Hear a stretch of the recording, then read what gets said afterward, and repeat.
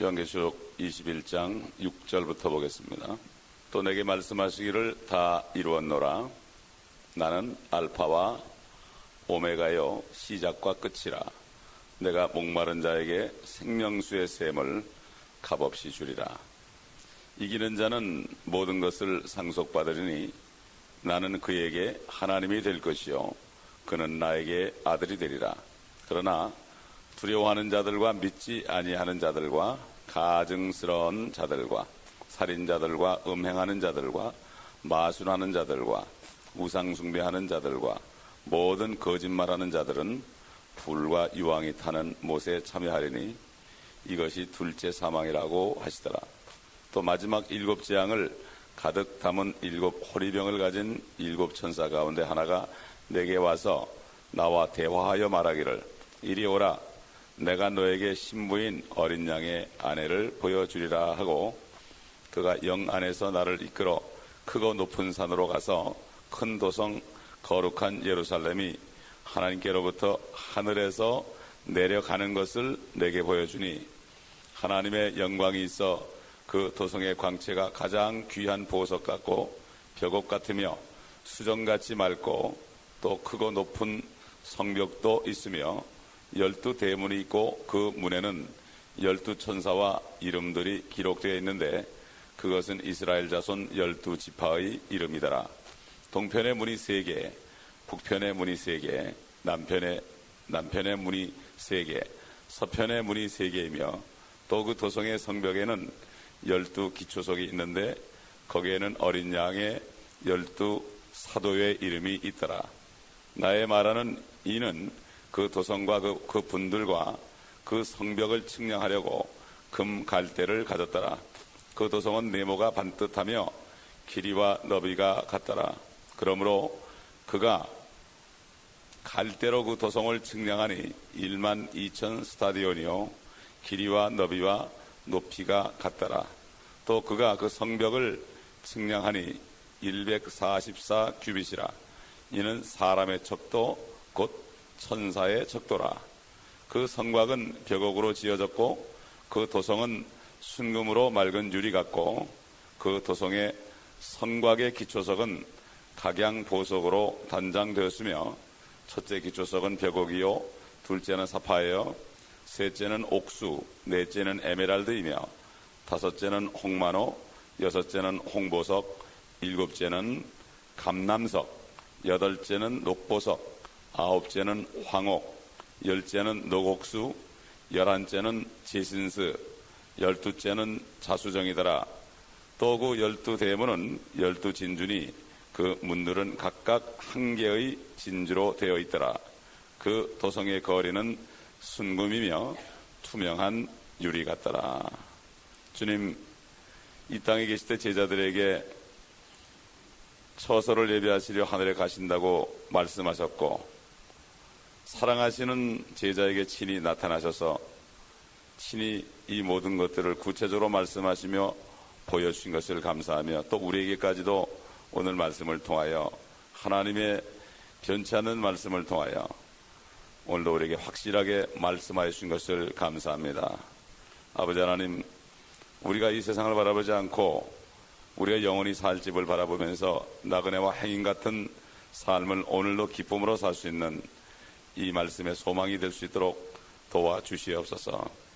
소망이 부끄럽지 않은 것은 우리가 이 땅에서 환난과 또 인내와 연단과 아버지 참 소망 안에서 하나님의 사랑이 말씀을 통하여 성령의 기름 부음을 통하여 우리에게 넘치기 때문에 부끄럽지 않고 우리는 누구에게나 이 소망을 말씀을 통하여 증가할 수 있게 하셨나이다. 아버지 하나님, 복음을 부끄러워하지 않고 담대하게 전할 수 있는 귀한 아버지 우리의 삶이 될 수 있도록 도와주옵소서. 우리 구주 예수 그리스도의 이름으로 기도합나이다. 아멘.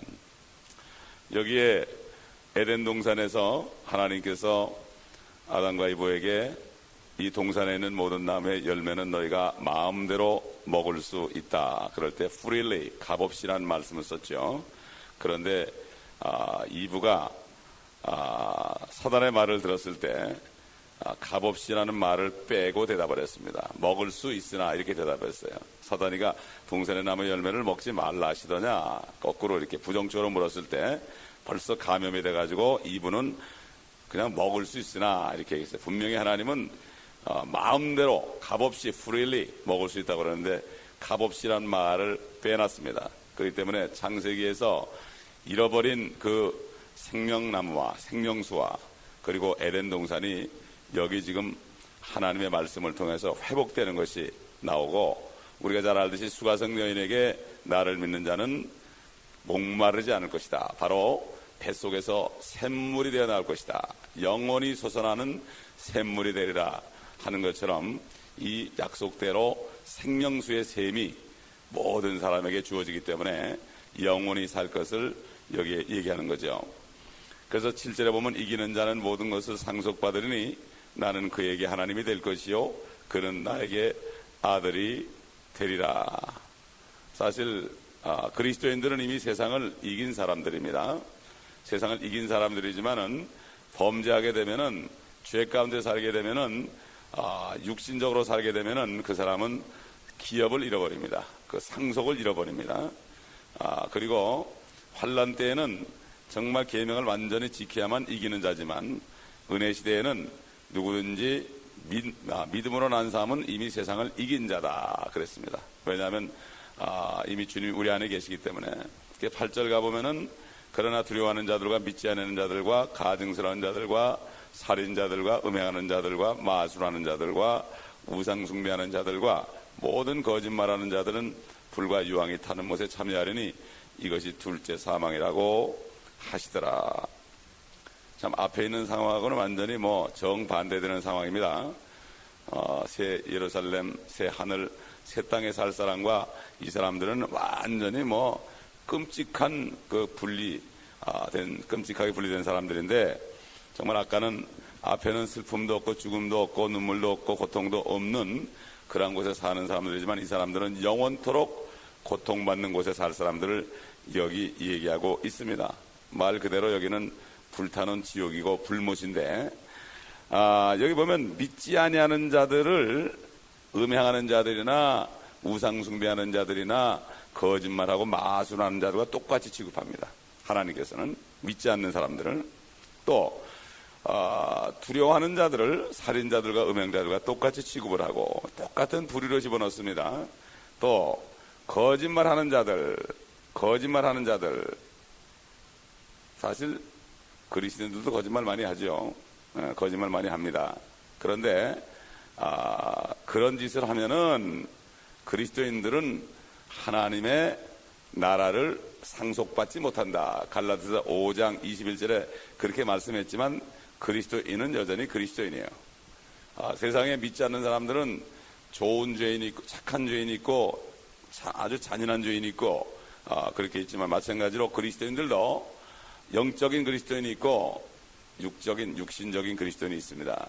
그러나 그리스도인은 어디까지나 그리스도인입니다. 왜냐하면 예수 그리스도께서 그들의 모든 죄를 다 십자가에서 도말했기 때문에, 또 그것을 믿었기 때문에 그 십자가의 보혈의 역사가 그 사람 속에 역사하는 거고, 하나님의 의로 구원받았기 때문에 자기의 행위로 절대로 구원을 잃어버리지 않습니다. 행위로 구원을 받았다면 자기의 행위로 구원을 잃어버리겠지만, 하나님의 자녀들 그리스도인들은 행위 때문에 구원은 잃어버리지 않지만 부끄러운 구원을 얻는다. 그렇기 때문에 라오디게 교회 사람들에게 그 천사에게 편지할 때 너희가 벌거벗은 것을 알지 못하느냐. 벌거벗은 것. 그렇기 때문에 부끄러운 구원이죠. 그래서 고린도전서 3장에 보면은 그리스도 기초 위에 집을 짓는데 금과 은과 보석으로 짓는 사람이 있고 풀과 나무와 그루터기로 짓는 사람이 있는데, 불로 시험할 때 다 타버리면은 그는 구원을 받지만 불로서 구원받은 자 같다. 이렇게 말씀을 하신 것을 우리가 기억을 합니다. 사실 구원받지 않은 사람들은요, 거짓말하지 않아도 거짓말쟁이입니다. 왜냐하면 구원받지 않은 사람들은 자기가 죄가 없다고 하는 사람이기 때문에, 요한일서의 사도 요한의 증거대로 너희가 죄가 없다 하면 하나님을 거짓말쟁이로 만드는 거짓말쟁이라고 그랬어요. 예? 그렇죠. 그리고 구원받지 않은 사람은 술 안 먹어도 주정뱅이에요. 세상 술에 취했기 때문에, 세상에 취했기 때문에 주정뱅이고, 그런 사람들은 가늠하지 않아도 우매하는 자예요. 심지어 그리스도인들도 하나님을 섬기면서 세상을 따라 섬기면 가늠하는 여자와 남자라고 그러는데, 하물며 세상에 푹 빠져 있는 사람들은 그야말로 가늠하는 사람들이다, 이것입니다. 그러니까 그리스도인이 이런 짓들을 한다면은 보상을 잃어버리고 정죄를 받습니다. 그래서 로마서 8장에 보면은 그러므로 누구든지 그리스도 예수 안에 있으면은 정죄함이 없나니 이는 그들은 육신을 따라 살지 않고 성령을 따라 사는 자들이다. 그리스도인들로 육신을 따라 살다 보면 정죄 의식 속에 살지요. 그래서 바로 그리스도인들이 성령을 따라 살 때 생명의 성령의 법 안에서 평강을 누리고, 참 로마서 8장 말씀처럼 육신적으로 생각하는 것은 사망이나 영적으로 생각하는 것은 생명과 평안이다. 결국 그리스도인들도 두 가지 초이스가 있습니다. 그렇기 때문에 아까도 얘기한 것처럼 그리스도인들이 범하는 죄들은 이미 예수 그리스도의 피로 지불되었기 때문에 청산이 다 됐습니다. 그렇기 때문에 구원받지 않는 자들과 구별됩니다. 이것이 바로 한 번 구원받으면 절대로 구원 자체는 잃어버리지 않는다는 정말 중요한 교리인데, 많은 사람들이 히브리서를 잘못 해석해가지고, 그래가지고 성경들을 이 시대를 구분하지 못해가지고, 그래가지고 이걸 잘못해서 다른 복음을 전하고 사람들에게 겁을 주고, 특히 히브리서 때문에 얼마나 겁을 줍니까? 성령 한번 비침을 받고서 은사를 맛보고 다시 떨어진 자는, 타락한 자는 다시 회개케 하는 제사가 없다. 그 제사라는 거는 율법 시대 드린 제사지요. 신약 시대 제사 드립니까? 그건 히브리인들에게 하는 얘기, 환란 때에 앞으로 있을 히브리인에게까지 하시는 말씀을 미리 기록해 놓은 건데, 그거를 우리 시대 모든 게 끝나는 게 아닌데, 우리 시대 은혜 시대 적용을 시키니까 은혜를 구원받은 사람들이 연약하고 참 험난한 삶을 살다가 구원받은 사람들은 넘어지고 7번 넘어지고 8번 일어나고 100번 넘어지면 101번 일어나는 사람들인데, 이런 사람들에게 그렇게 얘기하면 아주 낙심을 해가지고 아예 세상으로 푹 빠져버린단 말이에요. 멕시코의 리앱센터에는 그 크리스토프 목사도 참 우리 만나기 전에는 그런 줄 알고, 마약하던 사람이 왔다가 또 나가면 넌 지옥 간다 이렇게 생각하고 정지해버려가지고 그 사람들이 들어올 수가 없는 거예요. 들어오고 싶어도. 그러나 다시 말씀을 가르쳐 주니까 이분이 깨닫고 보라고, 그 사람들을 지옥 간다 그러면 아예 세상에 빠져가지고 오지 않을 거지만, 그렇지 않다고 얘기하면 회개하고 돌아올 거 아니냐. 얼마나 중요한 거냐. 우리가 사람을 살리기도 하고 죽이기도 한다. 그렇기 때문에 선생이 많이 되지 말라고 그랬다. 교리를 모르고 선생이 되면은 영혼을 오히려 세상으로 그냥 떨어뜨리는 그러한 이러한 역할을 하기 때문에 선생이 많이 되지 말라고 그랬다. 이런 말씀을 우리가 기억하지 않습니까? 그래서 그리스도인들이 범죄하게 되면은 사실 하늘의 상속도 잃어버리지만요, 이 땅에 사는 동안에 여러 가지를 잃어버리는데 우리가 몇 가지를 생각할 수 있죠. 첫째로 구원의 기쁨을 잃어버릴 수 있습니다. 구원의 기쁨. 여러분, 사실 내가 구원받았다는 사실 때문에 기뻐하느냐 이거죠. 우리가 무엇 때문에 기뻐하는가? 구원받은 사실 때문에 기뻐하는가? 거기 다른 거 알파 때문에 기뻐하는가? 그래서 다윗은 범죄한 이후에 그랬죠. 이 구원의 기쁨을 내게 회복시켜 달라고 시편 51편에 말씀한 것을 우리가 잘 기억합니다. 또 하나님의 증거를 잃어버려요. 증거는 영원한 생명인데 죄악이 있게 되면 그게 가려가지고 하나님이 살아계시다는 증거, 내 삶 속에 역사하는 증거를 잃어버리기 때문에 연약한 그리스도인의 삶을 살게 되고, 세상 사람들이 볼 때는 저 사람이 하나님의 아들인지 아닌지 구분도 못할 정도로 되게 되고, 심지어는 저 사람들 때문에 내가 예수 안 믿는다는 얘기까지 듣는 거예요. 이게 우리 마지막 때 지금 나타나는 현상이에요. 세 번째로는 하나님의 치유하심을 상실합니다. 우리 사도 바울이 주의 만찬, 커뮤니언 하는데 그 떡과 잔을 들 때에 경고한 것을 보게 되면은, 이 떡과 잔을 같이 없게, 합당치 않게 먹고 마시는 사람은 그들 가운데 많은 사람이 병들었고 약해지고 심지어는 잠든 자도 있다. 그렇게 얘기했거든요. 그래서 지금 크리스찬들이 말이죠, 성찬에 함부로 준비도 안 하고 참여하고 회개하지 않고 돌이키지 않고 습관적으로 하기 때문에 앓는 사람들은 많습니다. 이걸 모릅니다, 사실. 그래서 저는 성찬할 때 꼭 이걸 경고하는 거죠. 경고할 의무가 있습니다. 그때만은 꼭 경고를 해야 돼요. 그 다음에 네 번째로는 하나님의 보상, 아까 말씀드린 것처럼 면류관을 잃어버리죠. 보상을 잃어버리고, 다섯 번째로는 1000년 동안에 다스리는 유업을 잃어버린다고요. 그 누가복음 19장에 문화비유가 나오지 않습니까? 거기에 보면은 10문화 남긴 사람은 10고을 다스리고 5문화 남긴 사람은 5고을 다스리고, 한 문화를 가지고 수건에 싸둔 사람은 악하고 게으른 종이다. 그리고 그냥 그 한 문화를 10문화 남긴 사람에게 주었습니다. 그러나 달란트에 비유하게 되면은 한 달란트를 땅속에 파묻어둔 사람은 지옥에 떨어갔어요. 그래서 시대가 다른 거예요. 은혜 시대의 문화 비유고 이 달란트 비유는 율법 시대 얘기하는 거예요. 그렇기 때문에 다릅니다, 이것이. 이걸 잘 모르면은 이게 어떻게 그럼 이 땅에 살면서 그러면은 뭐 죄 일 안 하고 죄만 지면은 그러면 또 구원을 잃어버리는가, 또 이걸 잘못 해석해서 그렇게 또 잘못된 본의 아니게 거짓 선생이 돼버리는 이런 일들이 비일비재하게 많죠. 그 마지막으로는 아까 얘기한 것처럼 자기 목숨까지도 이 땅에서 그냥 끝이 나는 경우가 있죠. 주의 떡과 잔을, 주님의 살과 피를 상징하는 그것을 정말 구원을 합당치 않게 여기고 내 마음대로 행동하고 정말 교회에서나 밖에서나 참 주님의 그 얼굴에는 이런 삶을 사는 육신적인 사람들은 하나님이 데려갈 수 있다. 고린도전에 보게 되면 그런 자들을 하나님께서 사단에게 내어주었고 그들의 육은 멸하고 그들의 영은 주 예수의 날에 구원 얻고자 함이라고 말씀했습니다. 이것이 사랑이죠. 참다 못하면 결국은 데려가는 것이 그 사람한테도 좋죠. 보면 이 마약 환자라든가 도박을 못 끊는 사람이라든가 이런 사람들 보니까, 또 음행을 못 끊는 사람들 보면 차라리 그냥 죽는 것이 편할지도 모르죠. 왜냐하면 계속 못 끊으니까.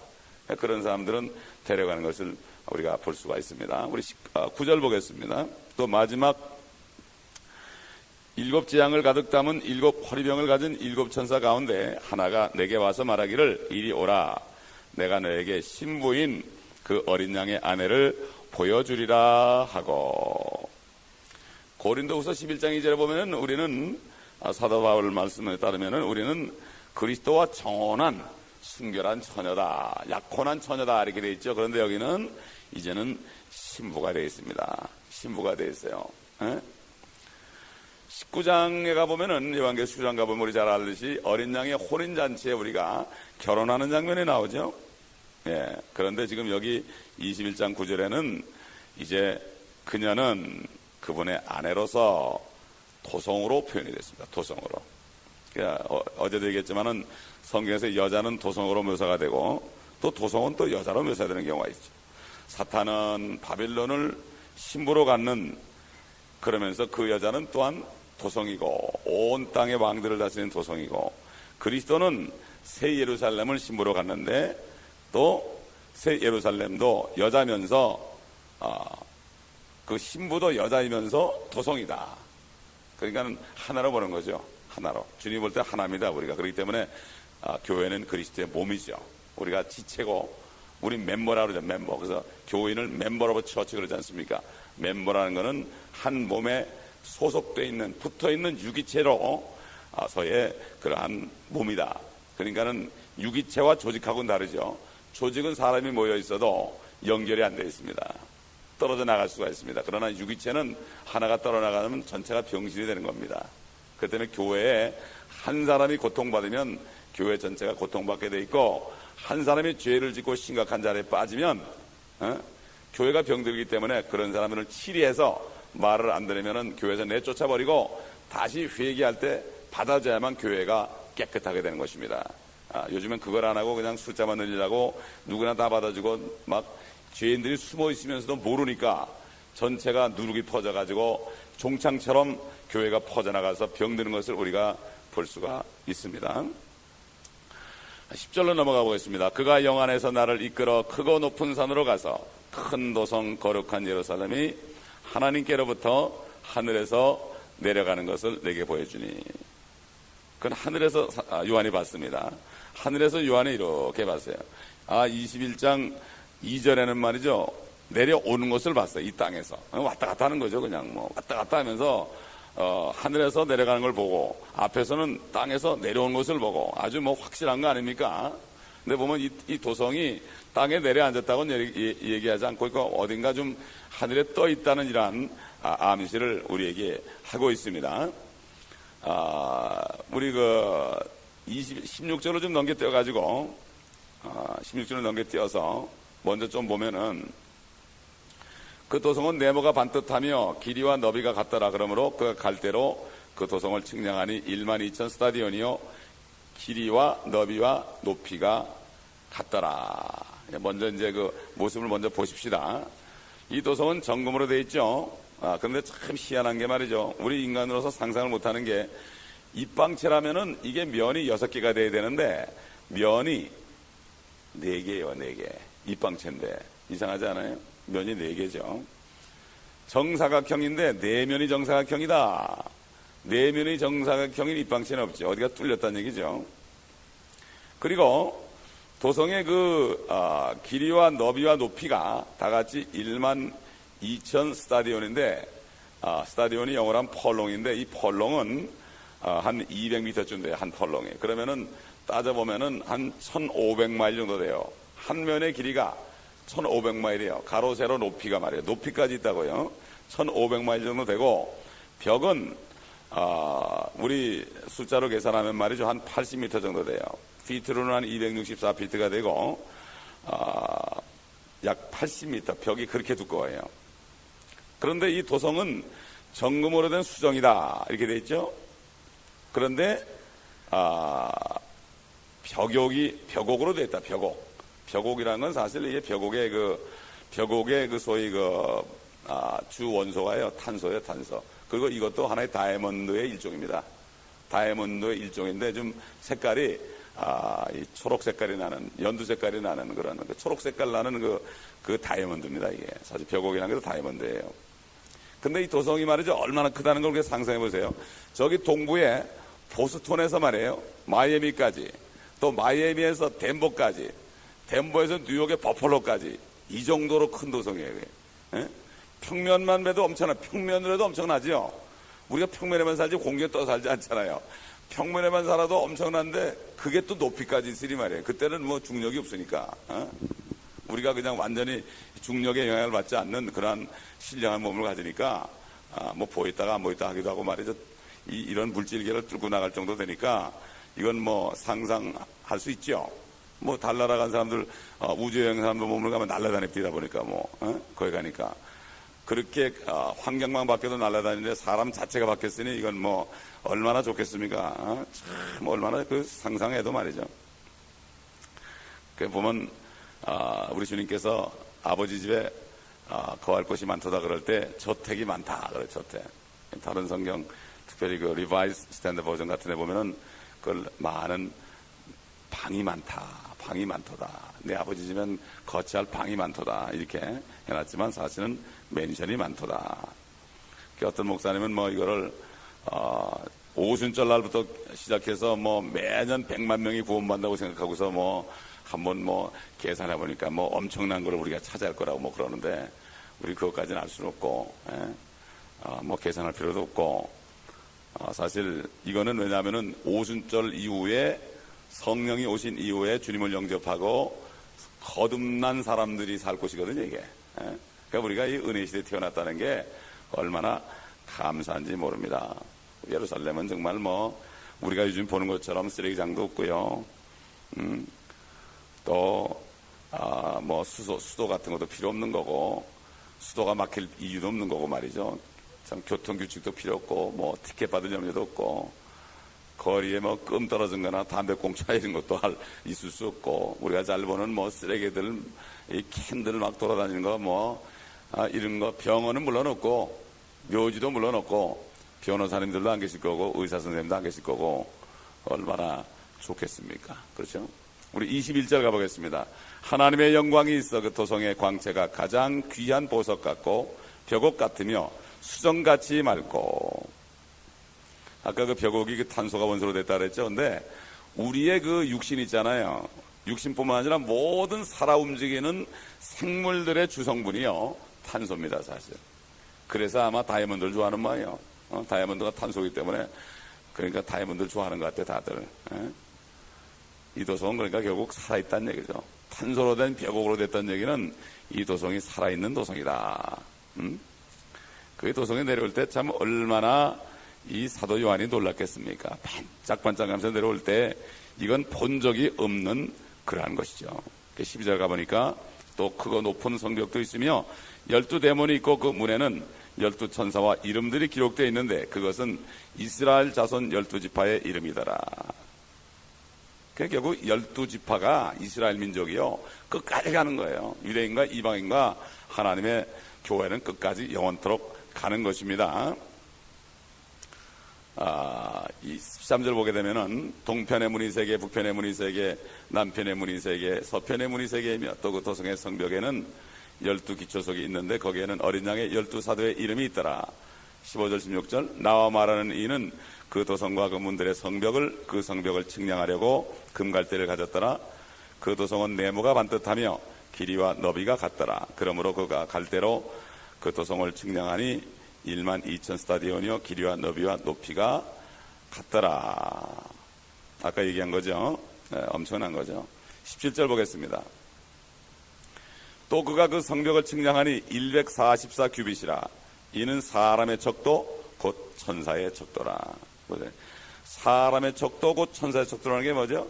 성경에 보면 말이죠, 천사가 나타날 때는 사람으로 나타납니다.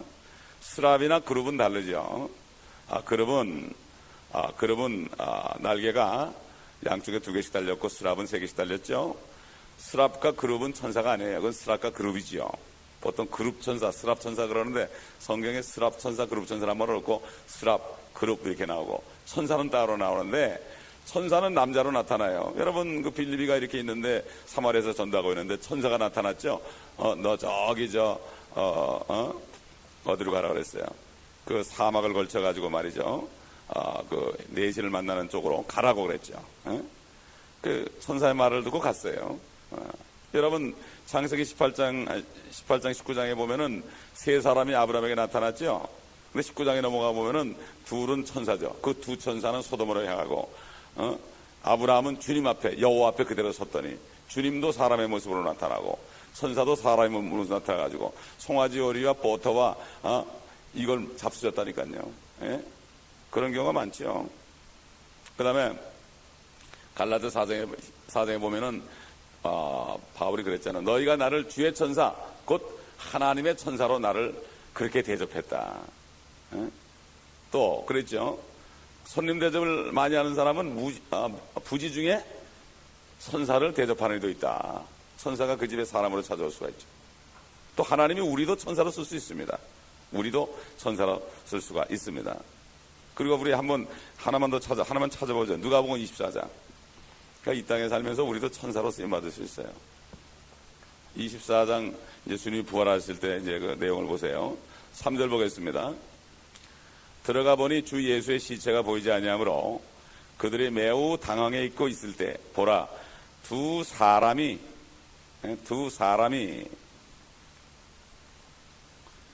빛나는 옷을 입고 그들 곁에 서 있더라. 영어로 보면 two men stood by them. 그래서 in shining garments.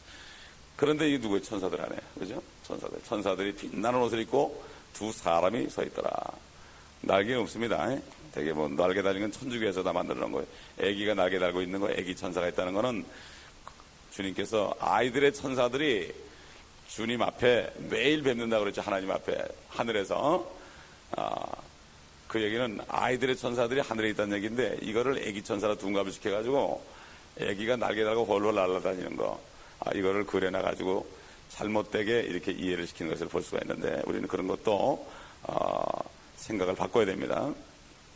18장 넘어가요. 18절, 21장 18절. 그 성곽은 벼곡으로 지어졌고 그 도성은 순금으로 맑은 유리 같고 19절. 그 도성의 성곽의 기초성은 각양 보석으로 단장되었으며 첫째 기초석은 벽옥이요, 둘째는 사파이어, 셋째는 옥수, 넷째는 에메랄드며, 다섯째는 홍만호, 여섯째는 홍보석, 일곱째는 감남석, 여덟째는 녹보석, 아홉째는 황옥, 열째는 녹옥수, 열한째는 제신스, 12번째는 자수정이더라. 그래서 저는 가보진 않았지만 이 돌들이 스미소니안 그 워싱턴 DC에 그 연구원에 전시되어 있다고 그래요. 저는 보지는 못했습니다. 그리고 우리가 기억하죠. 그 구약시대 율법시대 대제사장 가슴에 붙이는 흉배에 12개 보석이 있는 게 바로 이스라엘의 12지파를 상징하죠. 근데 약간 좀, 이 명칭이 다른데 이건 아마 시대적인 시대에 따른 명칭이 좀 다른 걸로 제가 알고 있어요. 그렇기 때문에, 12지파를 대표한다. 12지파를 대표하는 걸 알 수 있습니다. 사도 바울이 말이죠. 우리가 고린도전서 12장에 보면은 그가 갔다 왔지 않습니까? 하늘에 갔다 왔어요. 그 내려오기 전이니까. 그래서 사도 바울이 그랬죠. 고린도서 12장에서 들림받고 갔다 온 다음에 내가 그 둘 사이에 끼어 있으니 내가 떠나서 그리스도와 함께 있을 욕망을 갖는 것이 훨씬 좋으나 이렇게 얘기했죠. 뭐 당연한 거 아니겠습니까? 그걸 보고 왔으니 뭐. 그러니까 그가 돌로 맞아서 죽었는데 제자들이 보는 가운데 펄펄 털고 일어나서 살아나지 않습니까? 저는 그때 분명히 그가 갔다 온 걸로 알아요. 그런데 병원으로 가지 않고 들것에 실려가지고 집에 가서 쉬지 않고 다시 자기를 돌로 친 그런 성읍으로 또 들어갔거든요. 그거 왜 그래요? 또 가고 싶으니까. 뭐 옛날에 어떤 전도자가 그러는데 자기가 예수를 안 믿었는데 어머니가 돌아가셨을 때 어머니가 갑자기 눈을 뻘떡 뜨고 뻘떡 일어나더니 여기 왜 이렇게 지저분하냐? 그럼 방이 깨끗하게 튀어났는데도 왜 이렇게 더럽냐고 그러면서 예수 믿고 천국 가라고 그러면서 한마디 호통치더니 또 죽으시더래. 그 사람이 농부였는데 아주 그냥 전도자가 됐어요. 전도자.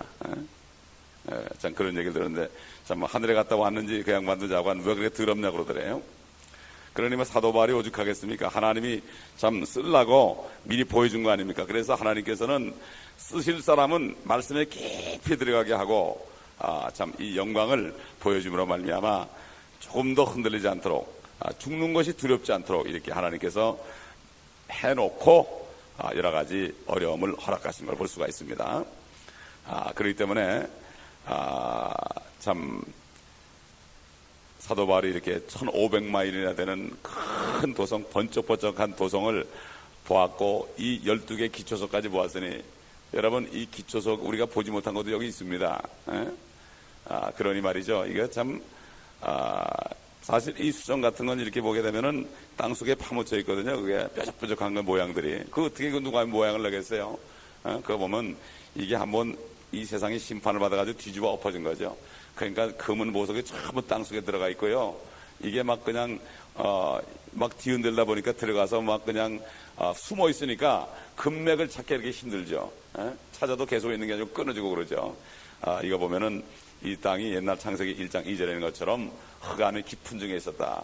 분명히 한번 심판이 있었던 것을 우리가 알 수가 있습니다. 그리고 생각해보세요. 사도 바울이 그걸 보고서 깨어나니까 아이고 지금 같으면 그래도 뭐 자동차라도 있죠.